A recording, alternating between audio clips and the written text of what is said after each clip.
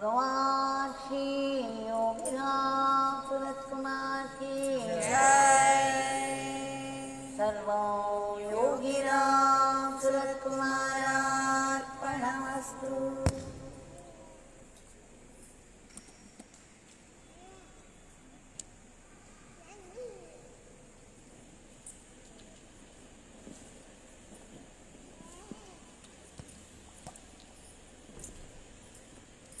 It is by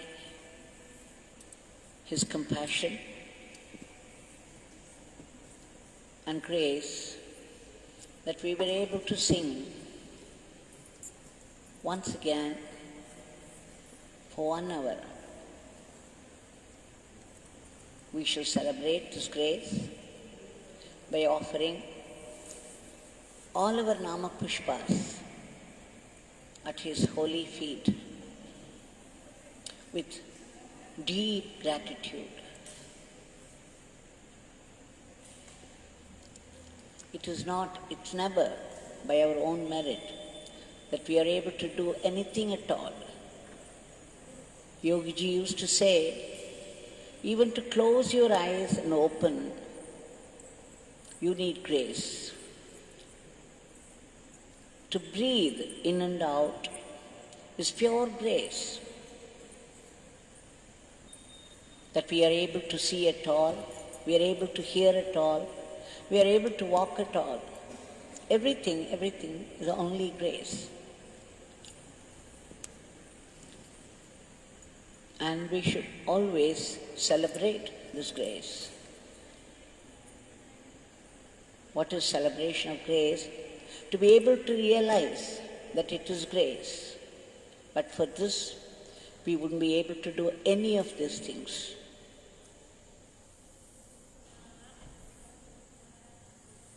We take many of the things very casually. We take them for granted. It's only when something goes wrong, we realize our helplessness, and then the invocation starts.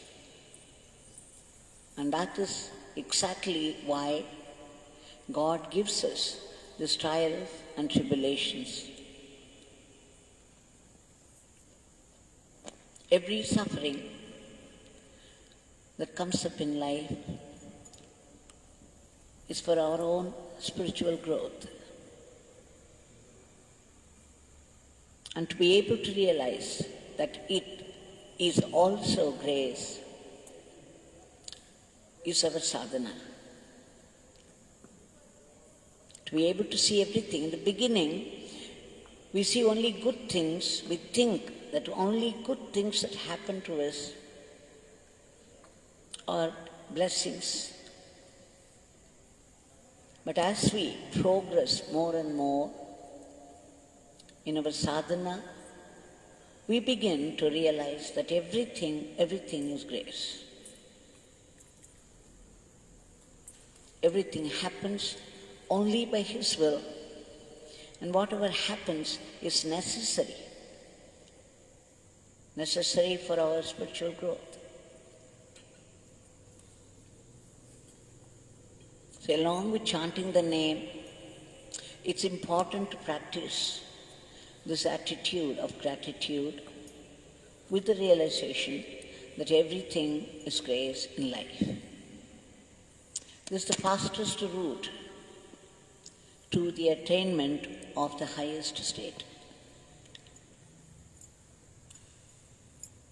So what does God do?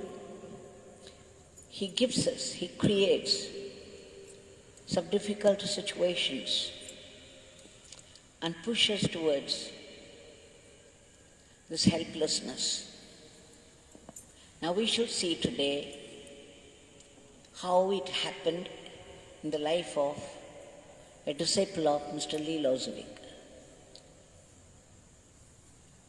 Strange and mysterious are the ways of the divine. Who could scrutinize that? Who has the qualification to analyze grace?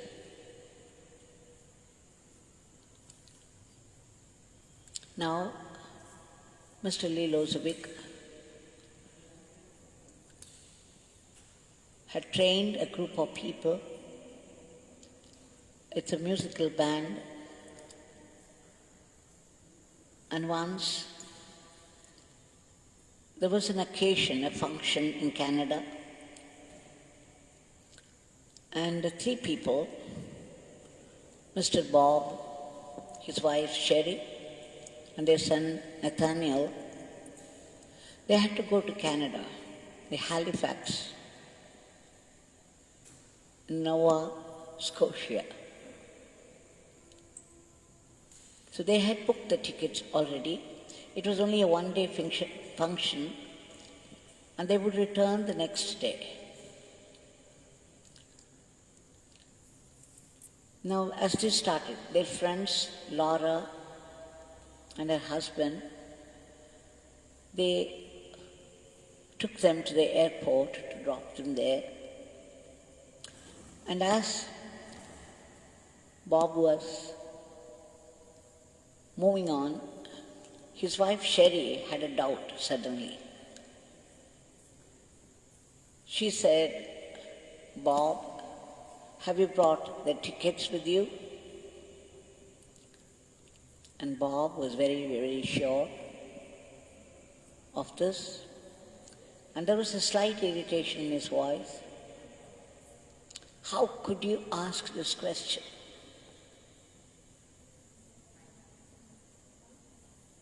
He even mentions in the article that it was pure male chauvinism that made him say like this. Here was his wife, very concerned and anxious to know, because it happens to many people. And she was only making sure. And there was no reason why he should respond the way he did. He acknowledged later it was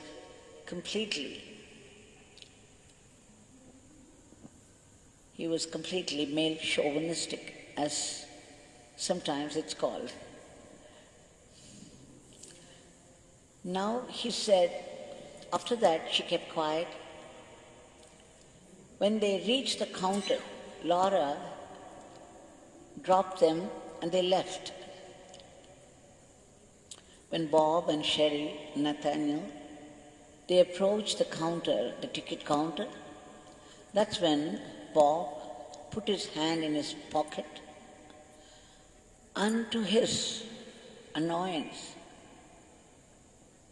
he found there was only one ticket, and that was Sherry's and Nathaniel, and his was missing.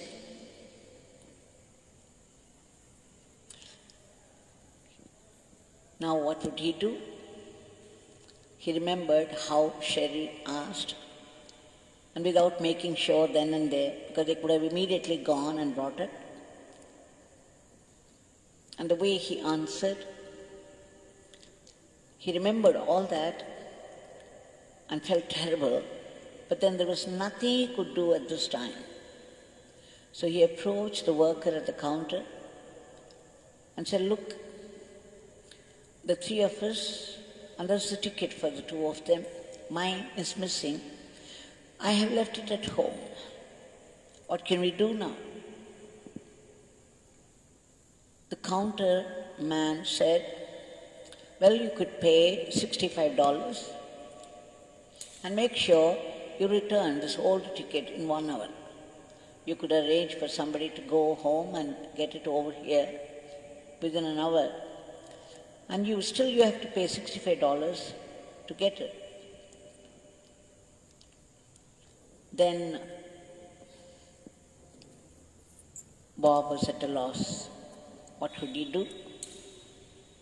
And then he was saying, "Look, you people have your own program, today's program of travelers, the table of travelers. Can you not do something?" And then the counterman said, "Okay, you give me the number of your ticket." He said, "Where would I find it?" "Well, it's at the back of the ticket." What an irony. Here he was saying the ticket was missing, and this counterman was saying, asking for the number, saying it would be found at the back of the ticket.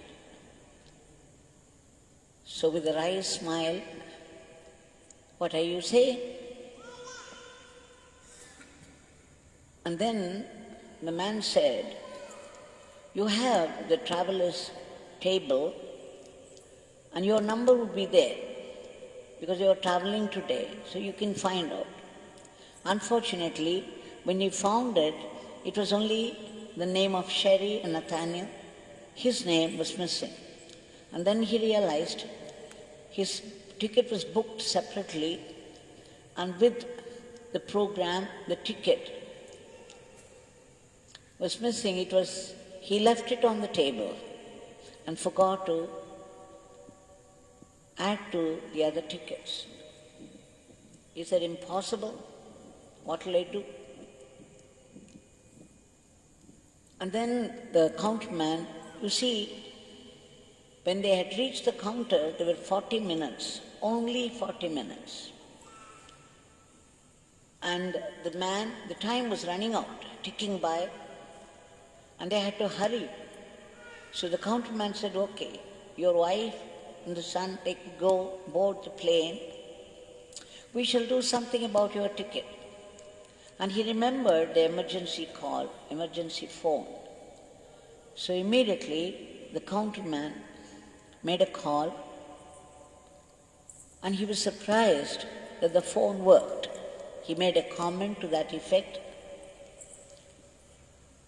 When I read it, I was surprised too, because I thought it was a common occurrence in India, but now we know it's common occurrence everywhere, because the man made the comment, "Oh, the phone is working.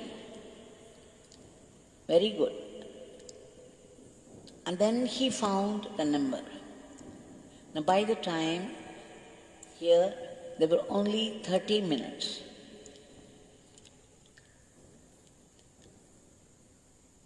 So he got the number, and by the time the Sherry, his wife, and his child left, and this counterman was trying to feed it to the computer. Now just 20 minutes left, and the man was feeding the number, and the screen of the computer remained white. There was nothing appearing on the screen. It looked as though it was making fun of him. And desperately, Bob was urging the man again and again, and the man was also desperately trying to feed. He said, "Look, every day I'm handling this machine, and it's been working fine. But why is it it's not working for you?"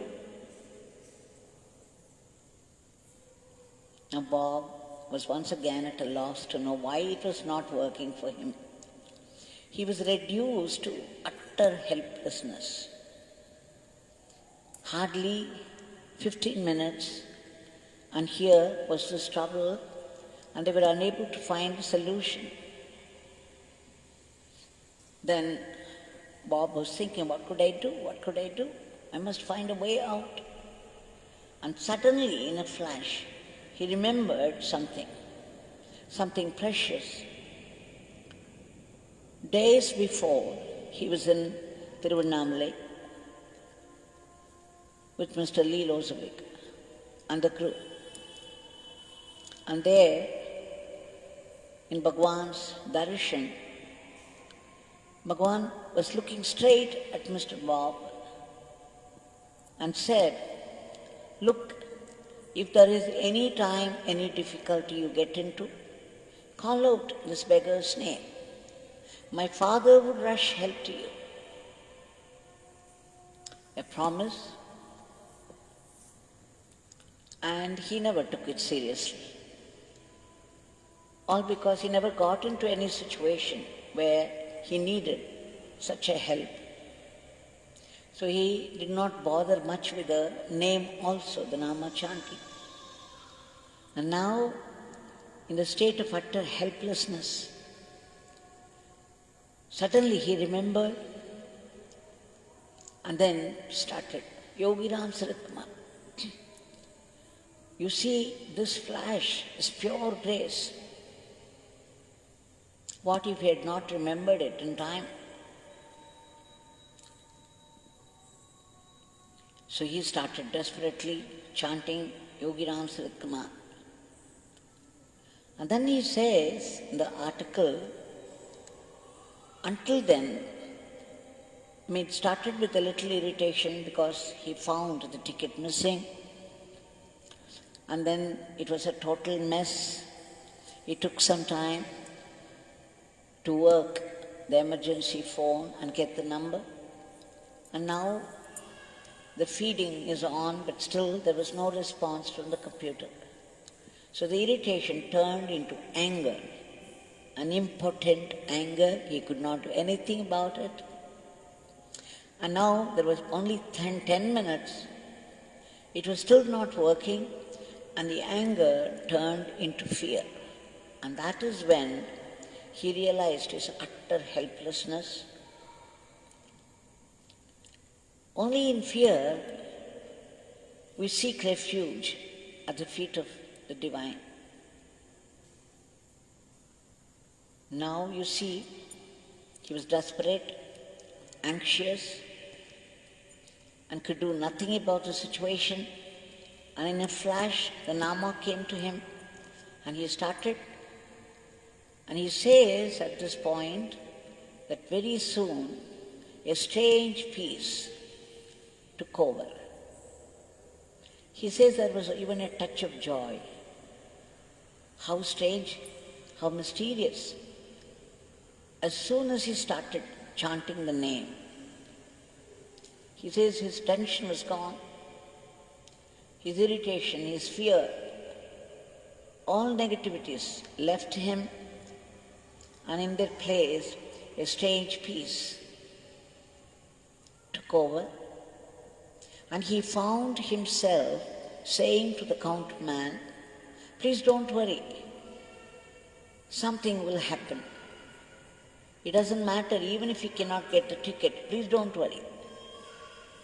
And the voice, his own voice, sounded very strange to him. Minutes before, he would have happily shouted at the man because the machine was not working. And now he found himself pacifying the other man. And wonder of wonders, the computer started working. It started to respond. And then suddenly the ticket was out, the new one. The counterman was desperate now. He pushed it into the hands of Bob and said, run, run, and board the plane. I will see to the rest of it. Don't worry, don't stop here.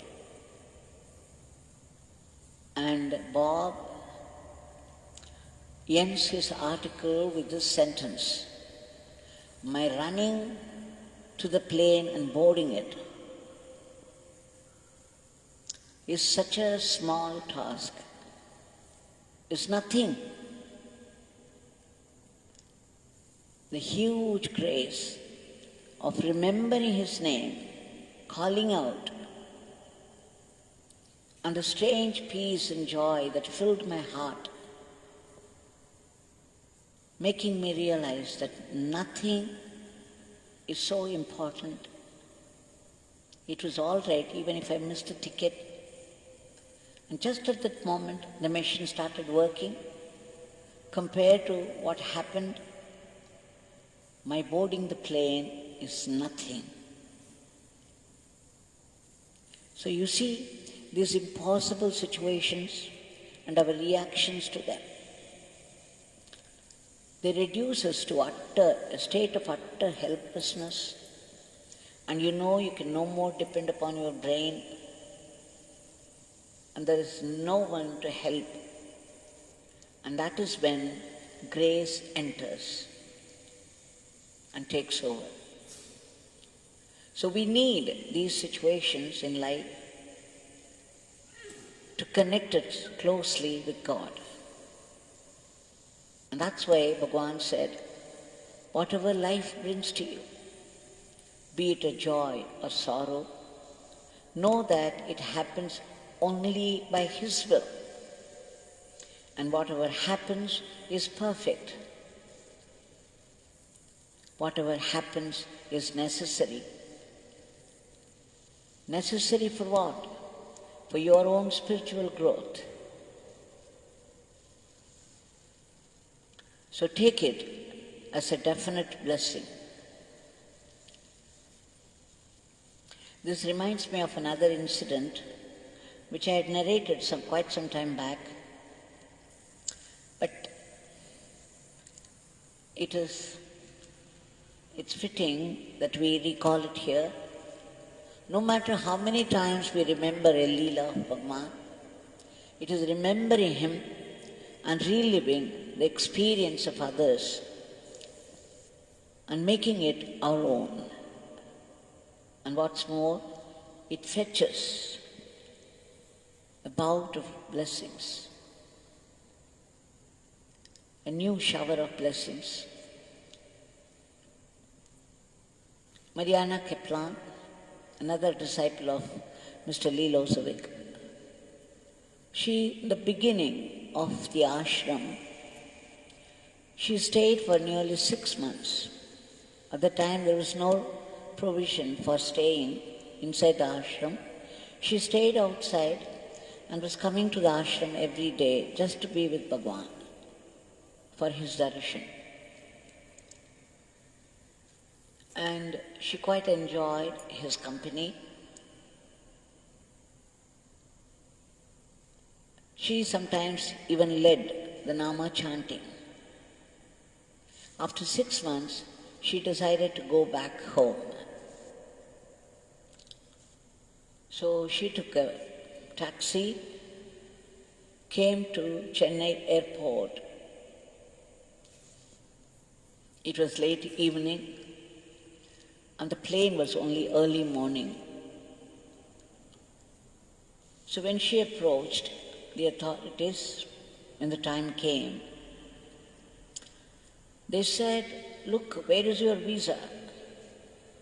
The police, local police, you must have got a stamp from them on your visa. But we don't find anything of the sort. We are very sorry, we could not allow you. We cannot allow you to board the plane. It was as simple as that. Just imagine Mariana's reaction. After 6 months' stay in the company of Yogi Ramsuratkumar, Bhagwan, now she found herself in this situation in the airport. She begged them. She was trying to explain desperately how she forgot to do it. She did not know it. And then she said it was all genuine on her part, and she was one single lady. Could they not waive it and allow her, permit her to board the plane? She even cried before them. She begged them again and again, but nothing worked. They were very strict about it and said, "This is something simple you should have done, and we cannot permit it."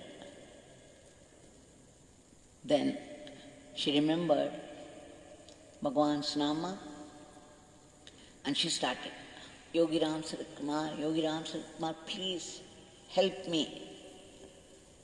I do not know what to do. I cannot go back to Tiruvannamalai, get a stamp on this. Please help." And just as she was chanting,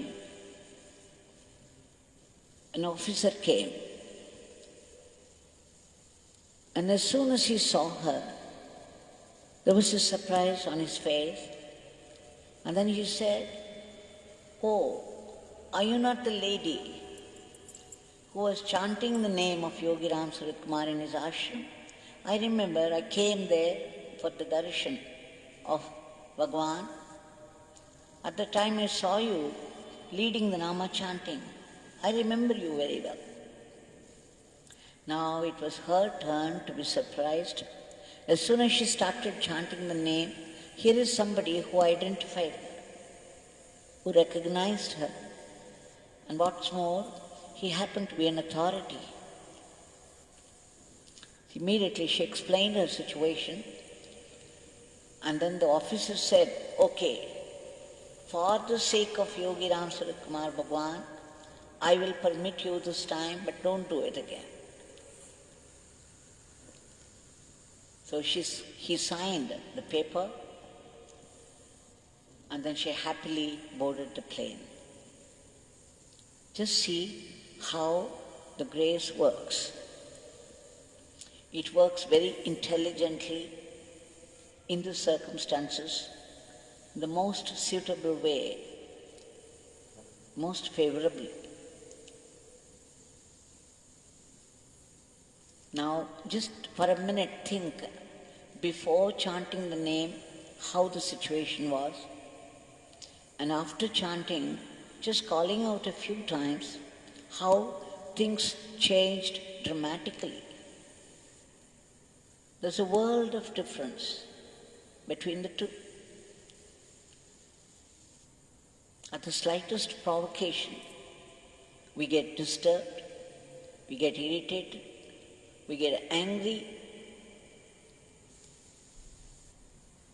and then we panic. Now, at the slightest invocation, by chanting the name, see how everything changes dramatically, that everything becomes favorable. Now, again and again, the glory of the name of Bhagwan is proved.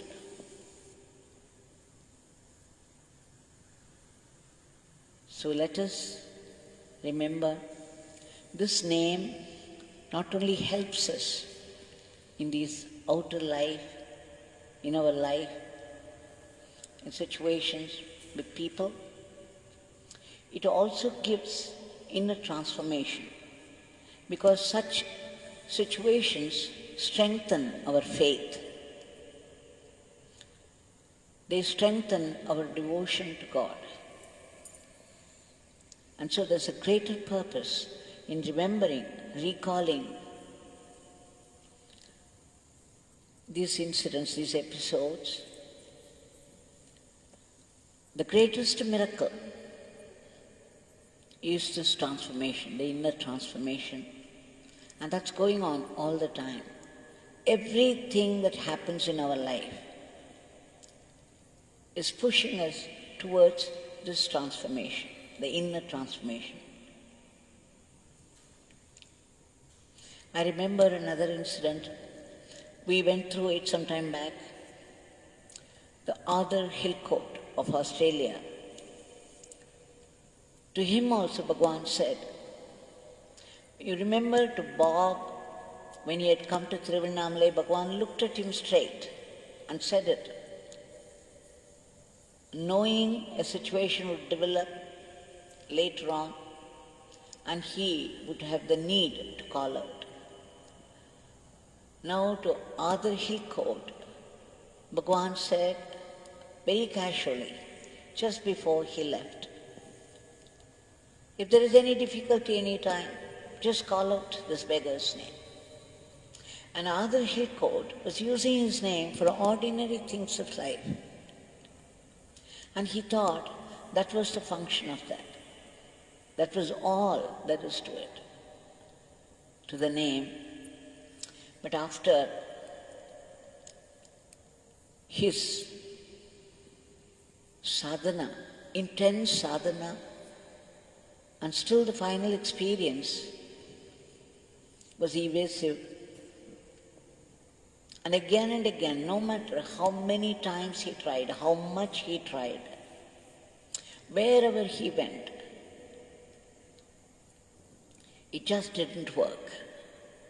it would come up to a certain point and there would be a block and he would miss out on the final experience. It began to eat him up. He was unable to proceed. He was crying. For days, he was suffering. He was grief-stricken. The agony of this helplessness. And suddenly one day he remembered Bhagwan's assurance, and then in a flash he knew it's because of this that Bhagwan said so.